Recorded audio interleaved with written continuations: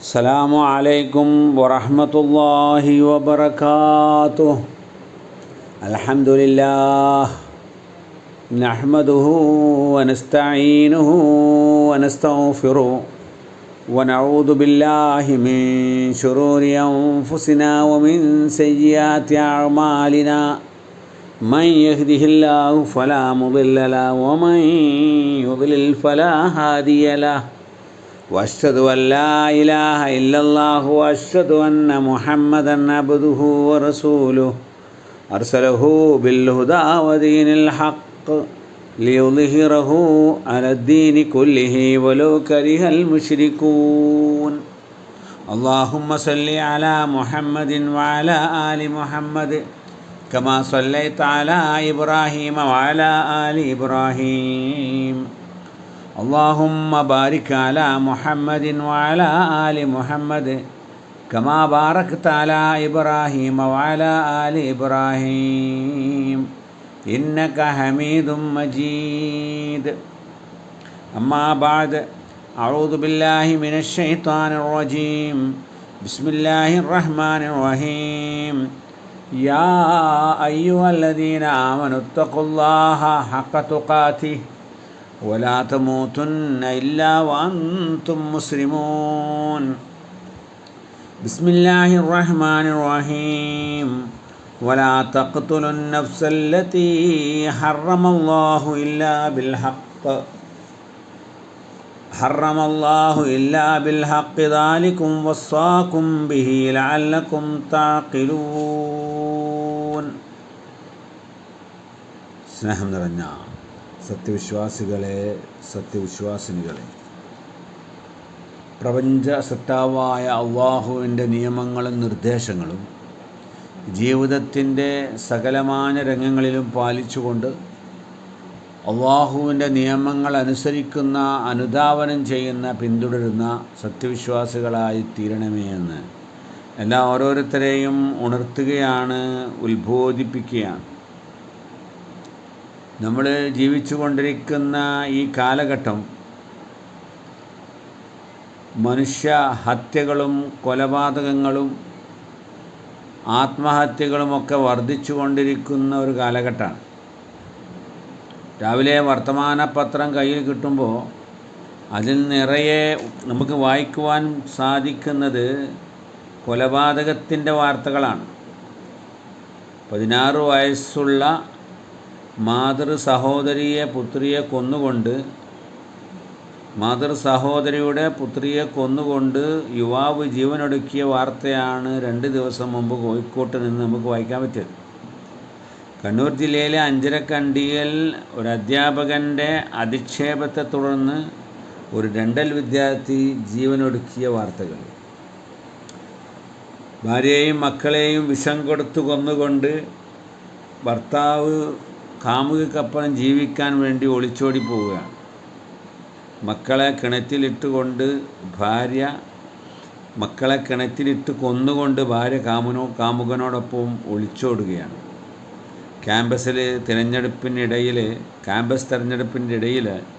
വിദ്യാർത്ഥികൾക്കിടയിൽ സംഘർഷമുണ്ടായി വിദ്യാർത്ഥി കുത്തേറ്റ് മരിക്കുകയാണ്.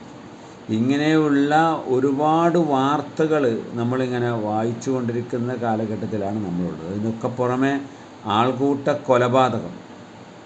ഇപ്പോൾ സദാചാരം തീരുമാനിക്കുന്നതും നീതിയും അനീതിയും ഒക്കെ തീരുമാനിക്കുന്നത് ആൾക്കൂട്ടങ്ങളാണ്. മനുഷ്യനെന്നെ വിചാരണ നടത്തിയിട്ട് അവനെന്നെ മനുഷ്യനെ കെട്ടിയിട്ട് തല്ലിക്കൊല്ലുന്ന കാലഘട്ടമാണ്.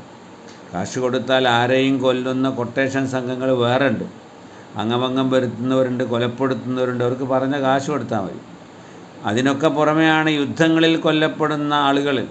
ഫലസ്തീന്, ഇറാന്, ലെബനോൺ തുടങ്ങിയ ഇടങ്ങളിൽ ഈ അടുത്ത കാലത്തുണ്ടായ യുദ്ധത്തിൽ ആയിരങ്ങളാണ് കൊല്ലപ്പെടുന്നത്. അപ്പോൾ ഈ രൂപത്തിൽ കൊലപാതകങ്ങളുടെ വർധനവ് എന്നുള്ളത് റസൂൽ കരീം സല്ലല്ലാഹു അലൈഹി വസല്ലമ പറയുന്നത് അത് ലോകാന്ത്യത്തിൻ്റെ അടയാളമായിട്ടാണ്. ലാ തഖൂമു സ്സാഅ ഹത്താ യക്സുറുൽ ഹറജ്. പ്രവാചകൻ ഒരിക്കൽ പറയുകയുണ്ടായി, അന്ത്യദിനം നിലവിൽ വരികയില്ല ഹത്താ യക്സുറുൽ ഹറജ്, ഹറജ് വർദ്ധിക്കുന്നത് വരെ. സാഹിബ് ചോദിച്ചു, എന്താണ് പ്രവാചകരെ ഈ ഹറജ് എന്ന് പറഞ്ഞത്? റസൂൽ പറഞ്ഞു, അൽ ഖത്ലു അൽ ഖത്ലു, അത് കൊലപാതകങ്ങളാണ്, കൊലപാതകം വർദ്ധിക്കുക എന്നുള്ളതാണ് അല്ലേ. ഇപ്പോൾ നമുക്കറിയാം, തീവ്രവാദികളായ ആളുകൾ മനുഷ്യന്മാർ ഉള്ള മാർക്കറ്റുകളിലും ബസ് സ്റ്റാൻഡുകളിലും ഒക്കെ വന്നുകൊണ്ട് ചാവേറുകളായി പൊട്ടിത്തെറിച്ചുകൊണ്ട് അവിടെയുള്ള ആളുകളെ കൊലപ്പെടുത്തുകയാണ്. എന്തിനാണ് ഞാൻ കൊന്നത് എന്ന് കൊലയാളിക്കറിയില്ല. അവൻ ഒരു സംഘത്തിൻ്റെ നിർദ്ദേശം നടപ്പിലാക്കിയായിരുന്നു. കൊല്ലപ്പെട്ടത് എന്തിനാണ് എന്ന് കൊല്ലപ്പെട്ട ആളുകൾക്കും അറിയില്ല. അങ്ങനെയുള്ളൊരു കാലഘട്ടമാണ്. പ്രവാചകൻ പറഞ്ഞു, വല്ലദീ നഫ്സീ ബിയദീ ലയതിയന്ന അലന്നാസി സമാനുൻ ലാ യദ്രിൽ ഖാതിലു ഫീ അയ്യി ഷൈഇൻ ഖതൽ വലാ യദ്രിൽ മഖ്തൂലു അലാ അയ്യി ഷൈഇൻ ഖുതിൽ. തീർച്ചയായും മനുഷ്യർക്കൊരു കാലഘട്ടം വരുന്നതാണ്. ആ കാലഘട്ടത്തിൻ്റെ അവസ്ഥ എന്താണെന്ന് വെച്ചാൽ, കൊല്ലുന്ന ആൾക്കറിയില്ല എന്തിനു വേണ്ടിയാണ് ഞാൻ ഈ കൊലപാതകം നടത്തിയതെന്നറിയില്ല. കൊല്ലപ്പെട്ട ആളുകൾക്കറിയുന്നില്ല ഞാൻ എന്തിനാണ് കൊല്ലപ്പെട്ടത്, എന്ത് തെറ്റ് ചെയ്തിട്ടാണ് എന്ന്. അപ്പോൾ അവർ മറ്റുള്ള ആളുകളുടെ താല്പര്യങ്ങൾ നിറവേറ്റാൻ വേണ്ടി കൊലപാതകങ്ങൾ നടത്തപ്പെടുന്നൊരു കാലഘട്ടം. ഇന്നിപ്പോൾ ഒരാളെ കൊല്ലുക എന്ന് പറഞ്ഞാൽ നിസ്സാരമായ കാര്യമാണ്. മൃഗങ്ങളുടെയോ വന്യജീവികളുടെയോ വില പോലും മനുഷ്യർക്കില്ല. തങ്ങൾക്ക് ഇഷ്ടമില്ലാത്തവരെ ഇല്ലാതാക്കുക എന്നുള്ള ഒരു പ്രവണതയാണ് ഇന്ന് കാണുന്നത്. ഇത് അന്ത്യദിനത്തിൻ്റെ അടയാളമായിട്ട് പ്രവാചകൻ സല്ലല്ലാഹു അലൈഹി വസല്ലമ നമുക്ക് പറഞ്ഞു തരികയാണ്. ഇപ്പോൾ നടന്നുകൊണ്ടിരിക്കുന്ന അന്ത്യദിനത്തിൻ്റെ അടയാളമാണ് ഇത് എന്നാണ്. പക്ഷേ പരിശുദ്ധ ഇസ്ലാം മനുഷ്യജീവന് വളരെ വില കൽപ്പിച്ചിട്ടുള്ള മതമാണ്. എല്ലാ മനുഷ്യജീവനും ഇസ്ലാം പരിശുദ്ധവും പരിപാവനവുമായി കാണുന്നുണ്ട്. സ്വന്തം ജീവനെപ്പോലെ തന്നെ അന്യരുടെ ജീവനും സ്വത്തിനും ഇസ്ലാം വില കൽപ്പിക്കുന്നുണ്ട്. ജീവിക്കുവാനുള്ള മനുഷ്യരുടെ അവകാശത്തെ ഹനിക്കുവാൻ ഇസ്ലാം ആർക്കും അനുവാദം നൽകുന്നില്ല. അന്യായമായി മനുഷ്യരുടെ രക്തം ചിന്തുന്നതിന് ഇസ്ലാം വെറുക്കുന്നുണ്ട്. പരിശുദ്ധ ഖുർആനിലെ 6-ാമത്തെ അധ്യായം സൂറത്ത് അൻആമിലെ 151-ാമത്തെ വചനത്തിൽ അള്ളാഹു അത് അർത്ഥശങ്കയ്ക്ക് ഇടമില്ലാത്ത വിധം വ്യക്തമാക്കുന്നുണ്ട്. വലാ തഖ്തുലുൻ നഫ്സല്ലതീ ഹറമല്ലാഹു ഇല്ലാ ബിൽ ഹഖ് ദാലികും വസ്സാകും ബിഹി ലഅല്ലകും തഅഖിലൂൻ. വലാ തഖ്തുലു, നിങ്ങൾ കൊന്നുകളയരുത്, നിങ്ങൾ ഹനിച്ചു കളയരുത്, നിങ്ങൾ വധിച്ചു കളയരുത്. അന്നഫ്സല്ലതീ ഹറമല്ലാഹു ഇല്ലാ ബിൽ ഹഖ്, അള്ളാഹു ആദരിച്ച, അള്ളാഹു ബഹുമാനിച്ച ഒരു വ്യക്തിത്വത്തിന്, ഒരു വ്യക്തിയുടെ ജീവൻ നിങ്ങൾ ഹനിച്ചു കളയരുത്. ഇല്ലാ ബിൽ ഹഖ്, കൊല്ലേണ്ട അവകാശപ്രകാരം, ന്യായപ്രകാരം. കൊന്നവനെ കൊല്ലാം, അങ്ങനെയുള്ള കാര്യങ്ങൾക്ക് കൊല്ലുക എന്നല്ലാതെ, അതല്ലാതെ നിങ്ങൾ ഒരാളെ വധിച്ചു കളയരുത്, കൊന്നു കളയരുത് എന്ന് വിശുദ്ധ ഖുർആൻ അർത്ഥശങ്കയ്ക്ക് ഇടമില്ലാത്ത വിധം പറയുകയാണ്. ദാലികും വസ്സാകും ബിഹി, ഇത് അള്ളാഹുവിൻ്റെ ഉപദേശമാണ്, അള്ളാഹുവിൻ്റെ വസിയ്യത്താണ്. ലഅല്ലകും തഅഖിലൂൻ, നിങ്ങൾ ചിന്തിക്കുവാൻ വേണ്ടി എന്നാണ്. റസൂൽ കരീം സല്ലല്ലാഹു അലൈഹി വസല്ലമ സബഉൽ മൂബിഖാത്ത്, സർവവും നശിപ്പിച്ച് കളയുന്ന പാപങ്ങളെന്ന് പറഞ്ഞിട്ട് 7 പാപങ്ങൾ എണ്ണി പറഞ്ഞിട്ടുണ്ട്. ആ 7 പാപങ്ങളിൽ പറഞ്ഞിട്ടുള്ള ഒരു തെറ്റാണ് മനുഷ്യവധം. ഒന്നാമതായി പറഞ്ഞ ഷിർക്ക് ബില്ലാ, അള്ളാഹുൽ പങ്കുവെക്കുക. രണ്ടാമതായി പറഞ്ഞു സിഹ്ർ, മാരണം ചെയ്യുക. മൂന്നാമതായി പറയുന്നത് വഖത്ലുൻ നഫ്സുല്ലതീ ഹറമല്ലാഹു ഇല്ലാ ബിൽ ഹഖ്, അള്ളാഹു പരിശുദ്ധമാക്കിയ, പരിപാവനമാക്കിയ മനുഷ്യരുടെ ജീവനെ ഹനിച്ചു കളയുക, മനുഷ്യഹത്യ നടത്തുക എന്നാണ്. അള്ളാഹുവിൻ്റെ ഇബാദുർ റഹ്മാൻ, പരമകാരുണികൻ്റെ അടിയാന്മാരെന്ന് പറഞ്ഞ് എടുത്തു പറഞ്ഞിട്ടുണ്ട്. പരിശുദ്ധ ഖുർആനിലെ സൂറത്ത് ഫുർഖാനിൽ എടുത്തു പറഞ്ഞ ആളുകളുടെ വിശേഷണം പറഞ്ഞത്, അവർ മനുഷ്യവധം, ആരാളെ കൊല്ലുകയില്ല. വല്ലദീന ലാ യദൂന മഅല്ലാഹി ഇലാഹൻ ആഖർ, അള്ളാഹുവിൻ്റെ യഥാർത്ഥ അടിയാന്മാർ ആരാണെന്നല്ല, അള്ളാഹുവിൻ്റെ കൂടെ വേറൊരാളെ വിളിച്ച് പ്രാർത്ഥിക്കാത്ത ആളുകളാണ് അവർ. വലാ യഖ്തുലൂന നഫ്സല്ലതീ ഹറമല്ലാഹ്, അള്ളാഹു കൊല്ലരുത്, അരുത് എന്ന് പറഞ്ഞിട്ടുള്ള മനുഷ്യജീവനെ അവർ ഹനിക്കാത്തവരാണ്, കൊല്ലാത്തവരാണ് എന്ന് പ്രത്യേകമായി എടുത്തു പറയുന്നുണ്ട് എന്നാണ്. ഇപ്പോൾ കൊല്ലുക, മനുഷ്യനെ വധിച്ചു കളയുക എന്നുള്ളത് ഇസ്ലാം വലിയ പാതകമായി കാണുന്നു. കൊല്ലാനുള്ള ഉദ്ദേശം, നിയ്യത്തുണ്ടായാൽ തന്നെ അവൻ നരകത്തിലാണ് അവൻ്റെ ഇടമെന്ന് പ്രവാചകൻ പ്രഖ്യാപിക്കുന്നുണ്ട്.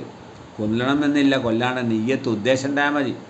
പ്രവാചകർ ഒരിക്കൽ പറഞ്ഞു, ഇദൽ തക്കൽ മുസ്ലിമാനി ബിസൈഫിഹിമ, രണ്ട് മുസ്ലിമീങ്ങൾ പരസ്പരം ആയുധമെടുത്ത് അടരാടി പരസ്പരം രണ്ടുപേരും മറ്റവനെ വകവരുത്തണമെന്നാണ് ഉദ്ദേശം. എന്നാൽ ഫൽ ഖാത്തിലു വൽ മഖ്തൂലു ഫിന്നാർ, കൊലയാളിയും കൊല്ലപ്പെട്ടവനും നരകത്തിലാണ്. കൊലയാളി നരകത്തിലാണെന്ന് നമുക്ക് മനസ്സിലാക്കാം. സാഹിബ് ചോദിക്കുന്നുണ്ട്, കൊല്ലപ്പെട്ടവൻ എങ്ങനെയാണ് പ്രവാചകരെ നരകത്ത് പ്രവേശിക്കുക? അവൻ കൊലക്ക് വിധേയനായവനല്ലേ? സ്വന്തം മറുപടി, അവന് കൊല്ലാൻ സാധിച്ചില്ല എന്നുള്ളൂ. അവൻ്റെ മനസ്സിലെ ഉദ്ദേശം എന്താണ്? മറ്റവനെ കൊല്ലണമെന്ന് തന്നെയാണല്ലോ. മറ്റവനെ കൊല്ലണം എന്നായിരുന്നു, അത് നടപ്പിലായില്ല എന്ന് മാത്രമാണ്. മറ്റൊരിക്കൽ പ്രവാചകൻ പറഞ്ഞു, ആയുധം കൊണ്ട് മറ്റൊരുത്തൻ്റെ നേരെ ചൂണ്ടാൻ പാടില്ല, അതുപോലും പാടില്ല എന്ന് നിരോധിച്ചിട്ടുള്ള മതമാണ് ഈ വിശുദ്ധ ഇസ്ലാം. ഇന്ന് നമ്മൾ ഇന്ത്യയിൽ കാണുന്നത് എന്താണ്? ആയുധങ്ങൾ ഏന്തിയുള്ള ഘോഷയാത്രകളാണ്. വ്യത്യസ്ത മതവിഭാഗങ്ങൾ ഇങ്ങനെയുള്ള ഘോഷയാത്ര പോകുമ്പോൾ മറ്റു മതവിഭാഗത്തിൻ്റെ ആരാധനാലയങ്ങൾ വരുമ്പോൾ അവിടെ നിന്ന് കൂടുതൽ അഭ്യാസങ്ങളും ആയുധമേന്തിയുള്ള അഭ്യാസങ്ങളൊക്കെ കാണിക്കുന്ന ഒരു കാലഘട്ടത്തിൽ ഇസ്ലാമിൻ്റെ നിർദ്ദേശം എത്ര സാന്ദർഭികമാണ്, അതെത്ര പ്രായോഗികമാണ് എന്ന് നമ്മൾ മനസ്സിലാക്കുക. അപ്പോൾ ഇസ്ലാം കൊലപാതകത്തെ ഇത്ര ഗൗരവത്തോടെ കാണാൻ കാരണമെന്താണെന്ന് ചോദിച്ചാൽ, ഈ ആത്മാവ്, റൂഹ്, അത് മനുഷ്യ ശരീരത്തിലോടുന്ന ആത്മാവും മനുഷ്യ സിരകളിലോടുന്ന അതിൻ്റെ ജീവനുമൊക്കെ തന്നെ അതിൻ്റെ ഓണർഷിപ്പ് അള്ളാഹുവിനാണ്. അള്ളാഹുവിൻ്റെ കയ്യിലുള്ള ആത്മാവാണ് ഇവർ ഹനിച്ചു കളയുന്നത്. അള്ളാഹു നൽകിയ ആത്മാവിനെ തിരിച്ചെടുക്കുവാൻ അള്ളാഹുവിന് മാത്രമേ അധികാരമുള്ളൂ. അള്ളാഹു അല്ലാത്ത ഒരാൾക്ക് അതിന് അധികാരമില്ല. അതുകൊണ്ട് തന്നെ ഇസ്ലാം ആത്മഹത്യ വിരോധിക്കുന്നു. എൻ്റെ റൂഹിനെ, എൻ്റെ ജീവൻ ഞാൻ നശിപ്പിക്കുന്നു, എൻ്റെ ജീവൻ ഞാൻ ഹനിച്ചു കളയുന്നു എന്നൊരാൾക്കും പറയാൻ സാധ്യമല്ല. നിൻ്റെ ജീവനല്ല, അള്ളാഹു നൽകിയ ജീവനാണ്. നിസ്സാരമായ കാരണങ്ങൾക്ക് വേണ്ടി ആളുകൾ ആത്മഹത്യ ചെയ്യുന്ന കാലഘട്ടത്തിലാണ് നമ്മൾ ജീവിക്കുന്നത്. സാമ്പത്തിക പ്രശ്നങ്ങൾ, ദാമ്പത്യ പ്രശ്നം, പ്രേമനൈരാശ്യം തുടങ്ങിയ നിസ്സാര കാര്യങ്ങൾക്ക് അവനവൻ്റെ ജീവനെ അവസാനിപ്പിക്കാൻ, എൻ്റെ ജീവൻ ഞാൻ അവസാനിപ്പിക്കുന്നു എന്ന് മരണപത്രം എഴുതി വെച്ചുകൊണ്ട് പലരും അവസാനിപ്പിക്കുകയാണ്. എന്നാൽ ഒരാൾക്കും അങ്ങനെ മരിക്കുവാനുള്ള അധികാരം അള്ളാഹു നൽകിയിട്ടില്ല എന്നാണ്. അള്ളാഹുവിൻ്റെ അധികാരത്തിൽ കൈകടത്താണ്. വമാ കാന ലിനഫ്സിൻ അൻ തമൂത ഇല്ലാ ബിഇദ്നില്ലാഹി കിതാബം മുഅജ്ജല. വമാ കാന ലിനഫ്സിൻ, ഒരു ആത്മാവിനും അനുവദനീയമല്ല അൻ തമൂത്ത, അത് മരണപ്പെടുക എന്നുള്ളത്, ഇല്ലാ ബിഇദ്നില്ലാ, അള്ളാഹുവിൻ്റെ അനുവാദത്തോടു കൂടിയല്ലാതെ, കിതാബം മുഅജ്ജല, അവധി നിശ്ചയിക്കപ്പെട്ട ടൈമാണ് മരണം എന്നുള്ളത്. അതിനു മുമ്പ് സ്വയം ഹത്യ ചെയ്യൽ അനുവദനീയമല്ല എന്നാണ്. അതുപോലെ തന്നെയാണ് ഇസ്ലാം വിരോധിച്ചിട്ടുള്ള ഒരു കാര്യമാണ് ദയാവധം എന്നുള്ളത്. എന്താണ് ദയാവധം? ഒരു രോഗി കോമാവസ്ഥയിലോ അല്ലെങ്കിൽ ജീവൻ രക്ഷാ ഉപകരണങ്ങളുടെ സഹായത്താലോ ജീവൻ നിലനിർത്തി പോരുകയാണെങ്കിൽ അത്തരം രോഗികൾക്ക് ആ പുറത്തുനിന്ന് നൽകുന്ന ജീവൻ രക്ഷാ ഉപകരണങ്ങൾ ഒഴിവാക്കി രോഗിയെ സ്വാഭാവികമായ മരണത്തിന് അനുവദിക്കുക എന്നുള്ളതാണ് നിഷ്ക്രിയ ദയാവധം എന്നുള്ളത്, അഥവാ പാസീവ് യൂത്തനേസിയ എന്നുള്ളത്. ഇന്ത്യയിലെ പരമോന്നതമായ കോടതി, സുപ്രീം കോടതി 2018 മാർച്ച് 10 സുപ്രധാനമായ ഒരു വിധിയിലൂടെ അത് അനുവദനീയമാക്കിയിരിക്കുകയാണ്. ഇന്ത്യയിൽ മാരകമായ രോഗം ബാധിച്ച ഒരു വ്യക്തി കൃത്രിമമായി ജീവൻ രക്ഷാ ഉപകരണങ്ങളുടെയും ശ്വസന സഹായികളുടെയും ഒക്കെ സഹായത്തോടു കൂടി ജീവൻ നിർത്തുന്നതെങ്കിൽ അതെല്ലാം നീക്കം ചെയ്തുകൊണ്ട് അയാളെ സ്വാഭാവികമായി മരിക്കാൻ അനുവദിക്കുക, സ്വാഭാവിക മരണം. അതാണ് പാസീവ് യൂത്തനേസിയ. അതല്ലാതെ ആക്റ്റീവ് യൂത്തനേസിയ എന്നുള്ളതുണ്ട്. സക്രിയ ദയാവധം എന്ന് വെച്ചാൽ മാരക രോഗം ബാധിച്ച ആളുകൾക്ക് മരുന്ന് കുത്തിവെച്ച് അല്ലെങ്കിൽ വിഷം പോലെയുള്ള വസ്തുക്കൾ കുത്തിവെച്ച് ആളെ കൊന്നു കളയുക, അത് ഒരു ലോകത്തും ഒരു രാജ്യത്തും അത് അനുവദനീയമാക്കിയിട്ടില്ല എന്നുള്ളതാണ്. അപ്പം ഇങ്ങനെ ഈ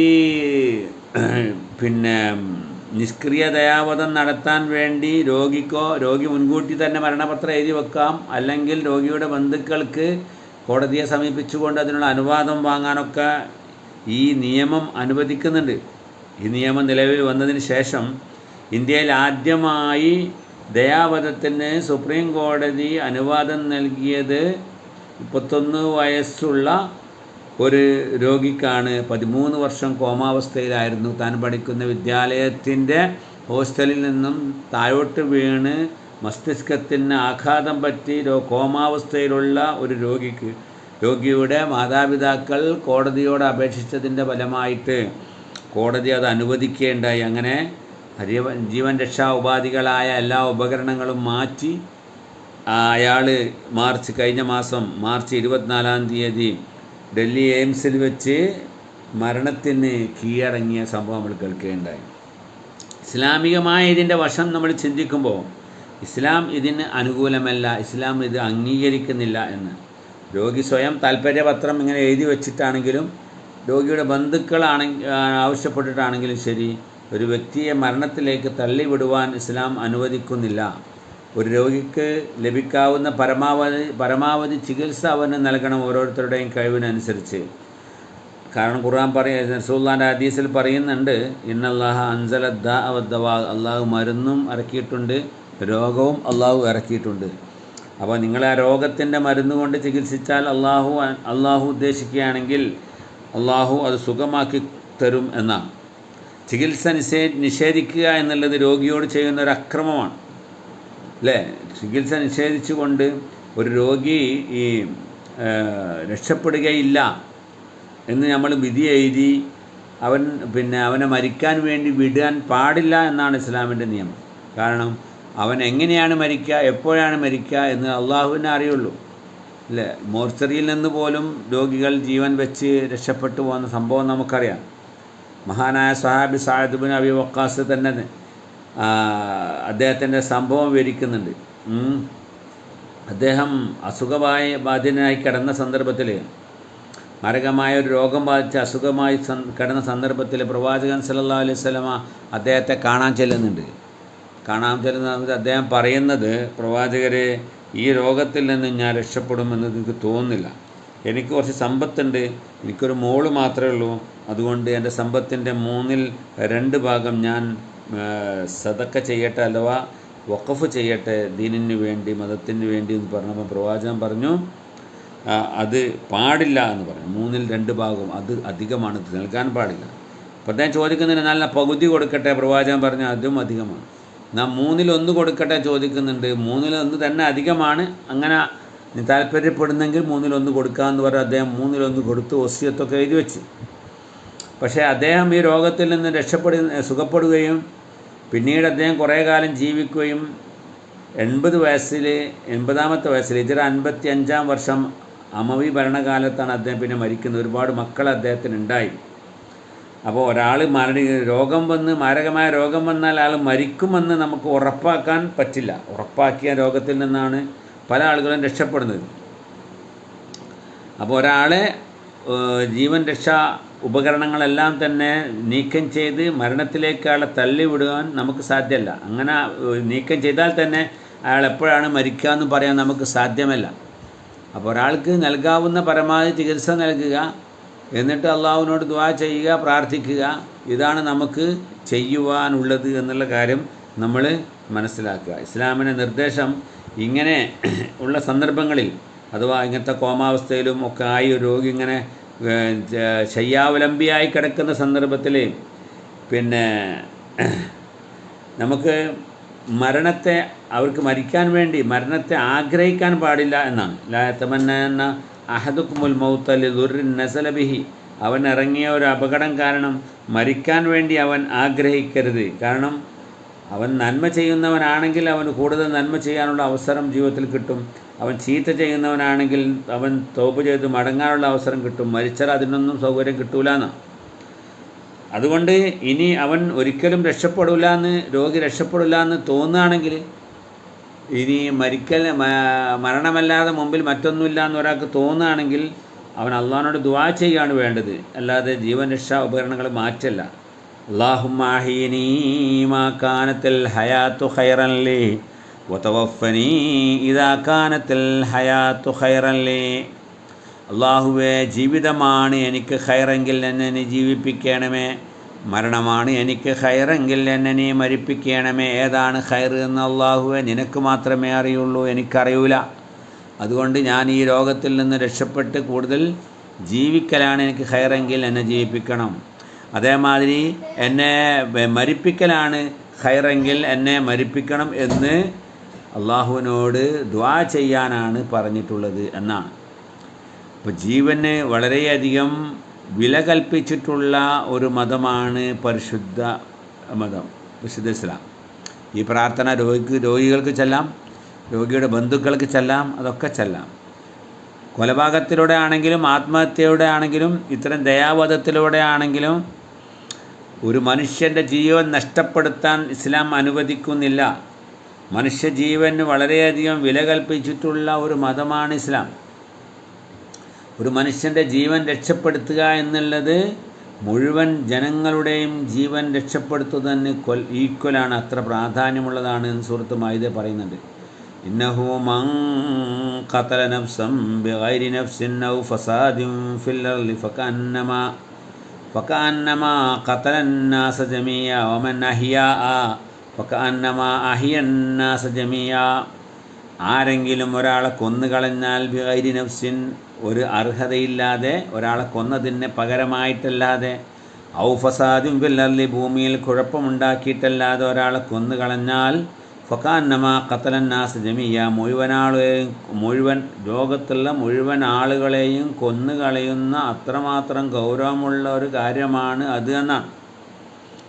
അപ്പം അത്രയും വലിയ വിഷയമാണ്. വമൻ അഹ്യാഅ ഫകഅന്നമാ അഹ്യന്നാസ ജമീഅ. ഒരാളേക്ക് ജീവൻ നൽകാൻ സാധിച്ചാൽ, ഒരാളെ മരണത്തിൽ നിന്ന് രക്ഷപ്പെടുത്താൻ സാധിച്ചാൽ മനുഷ്യന് മുഴുവനും ജീവൻ നൽകാൻ സാധിച്ചതുപോലെയുള്ള പ്രാധാന്യമാണ് അത് എന്നാണ്.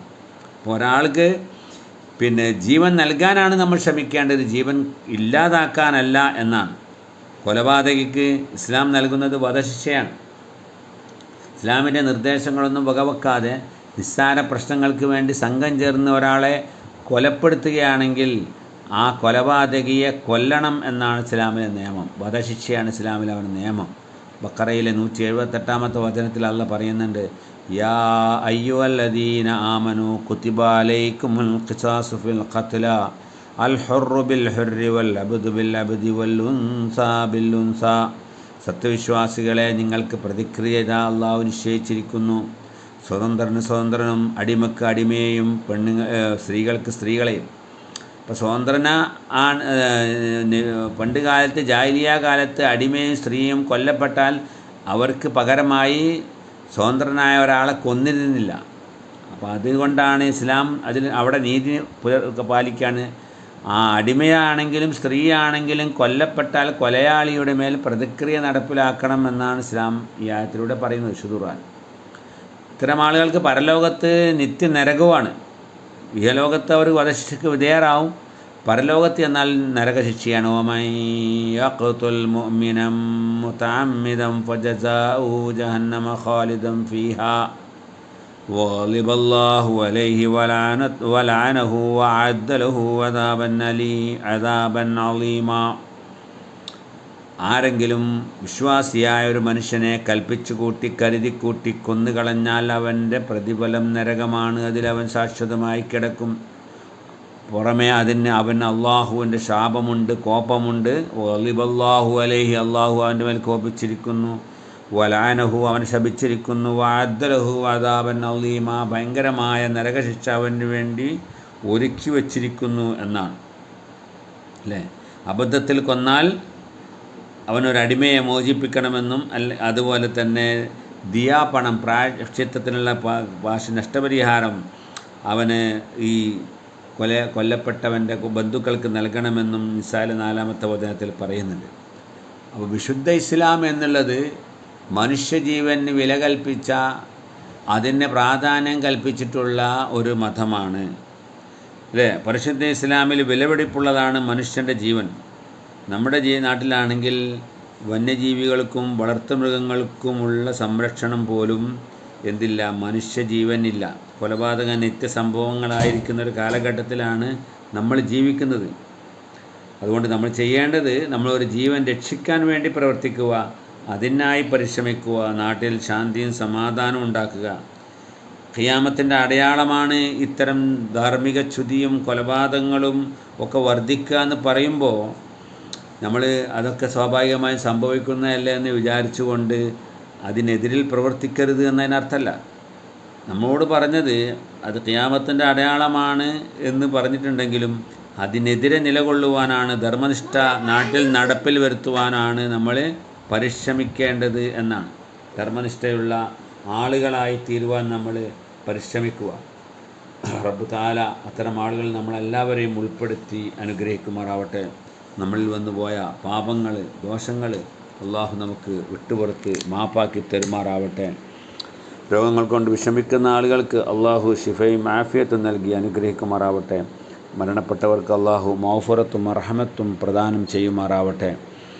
അല്ലാഹുമ്മ ഗ്ഫിർ ലിൽ മുഅ്മിനീന വൽ മുഅ്മിനാത്ത് വൽ മുസ്ലിമീന വൽ മുസ്ലിമാത്ത് അൽ അഹ്യാഇ മിൻഹും വൽ അംവാത്ത് ഇന്നക മുജീബു ദഅവാതി യാ ഖാലിയൽ ഹാജാത്ത്.